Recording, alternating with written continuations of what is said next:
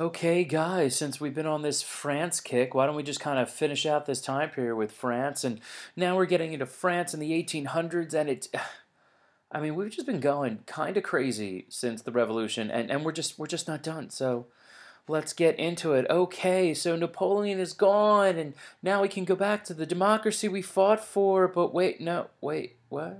What? It's oh no, we're gonna go back to a monarchy. Yes, it's King Louis the 18th. I don't know what happened to the 17th, and in all honesty, it really just doesn't even matter.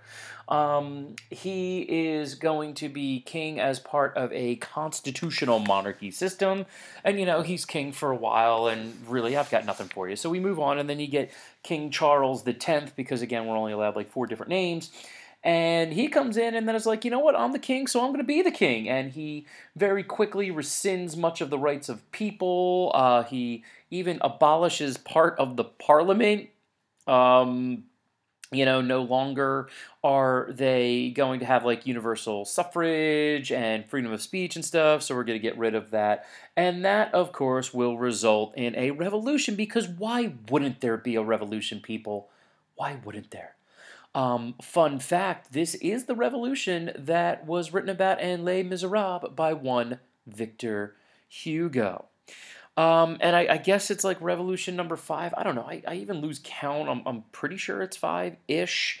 Um, and in the end, Louis Philippe will become the new king of France. So yes, King Louis Philippe.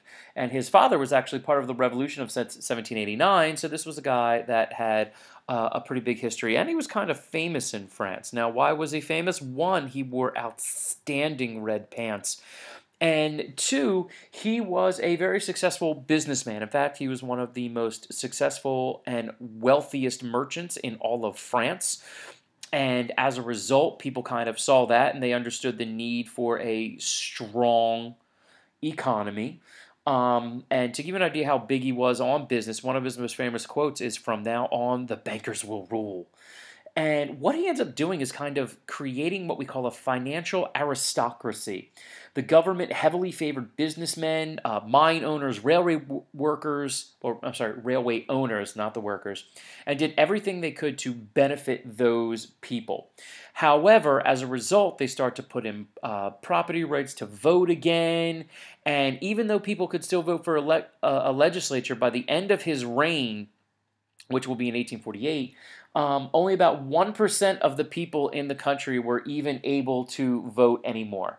And it was that disenfranchisement that led to another revolution. And as you can see, the baby, it's just devastating. And you can see the guy on the left like throwing stuff. And so unfortunately, the economy starts to tank, because when you only do things for the wealthy, the rest of the people can't buy stuff. Trickle-down economics. Shocker. Doesn't work. Never worked. Not going to work. Anyway, let's put that on top of there are a couple bad harvests and food shortages and other types of agricultural failures. We still have a little bit of the vestiges of the little ice age here, so it's gonna be bad. Then there ends up being protests and violence, and at one protest, soldiers are sent out to kind of try to disperse the people, and it was a very similar situation to the Kent State Massacre in the United States during the Vietnam War, if you're familiar with that. If not, you'll learn about it. But in which, just like there, the U.S. government sent out the National Guard to try to quell some revolting, if you will, or protests. And what ended up happening is that one of the guardsmen panicked and shot. And because you're trained as a unit, if one man shoots, you all shoot. A bunch of shots were fired and 4 students were killed. Basically, it's a little bit heavier here, in which one soldier accidentally fires, then they all let loose, and 52 people are killed, and then people go even more nuts because it's France and why not. Then they start like setting fires and all sorts of things like that. And as a result, Louis Philippe will abdicate and flee to England. So what that results in is the Second Republic, who comes in with a fantastic slogan of liberty, equality, and fraternity. You can say it in French, I don't feel like it. Now, initially, they set up a provisional government who, of course, only in France would they appoint a poet, Alphonse de Lamartine, a provisional president. When they finally get around to it, they will establish or reestablish the constitutional monarchy.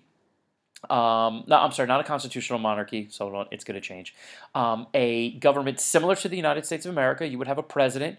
You would have two houses of the government, one of them being the Senate.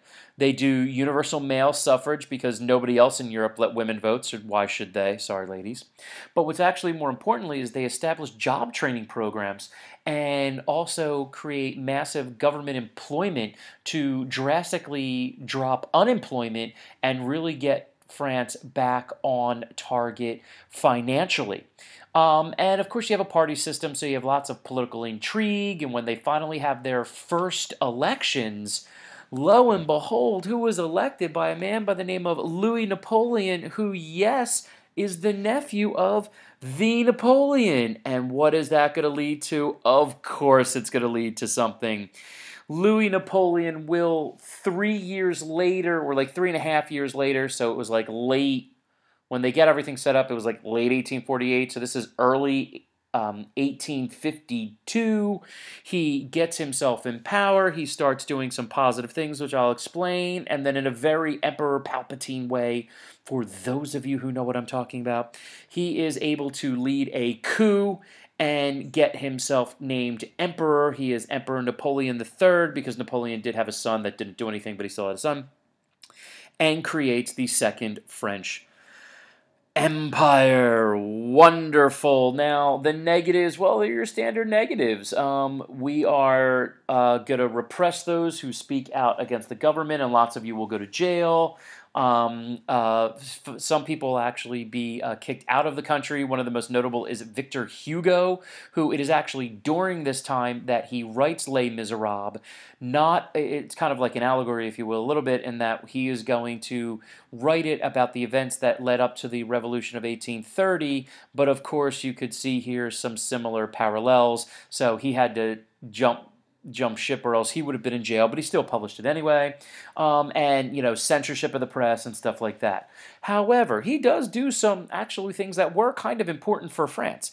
He establishes huge public works projects, most notably building massive amounts of railroads, which will really increase industrialization, which we'll talk about separately. He revamps the banking system, which puts France on sounder financial footing. He is involved with the building of the Suez Canal, which now people don't have to sail around Africa. I don't think, or I should not have to explain the economic impact of that one. He also has scientists really get involved in agriculture and really revamp agricultural yields in France, and so we're getting rid of those food shortages. He actually gives workers the rights to unionize and strike. That's huge. No other nation was letting anybody do that. And then he really worked on getting France to be educated. He will expand school actually for women, so women are going to get a little bit of rights here. He will expand the subjects in public school to give people a more diverse education. And then he'll also start to expand a little bit into the colonies. And things are going very, very well for him until that he is going to go with war with Prussia, which I'll explain later in 1870. And actually during one of the major battles, he is captured, and when he is captured, the people of the country see it as a great opportunity to stage another revolt, this time a bloodless one, and Louis Napoleon will be pushed out of power, and he will also go to Britain. I know, it's crazy. It's crazy. And that leads us finally to the Third Republic. And these guys will be in until the Nazis conquer them. And for 70 years, it's a pretty impressive run for them. The setup is going to be very similar to the United States. There will be a two-house legislature with a president as the head of state. Some people were trying to, there was a party that was trying to reestablish a monarchy as well, but they were out by 1880. They would also work on the separation of church and state, which is going to be important because we know all the religious issues France had for years and years and years.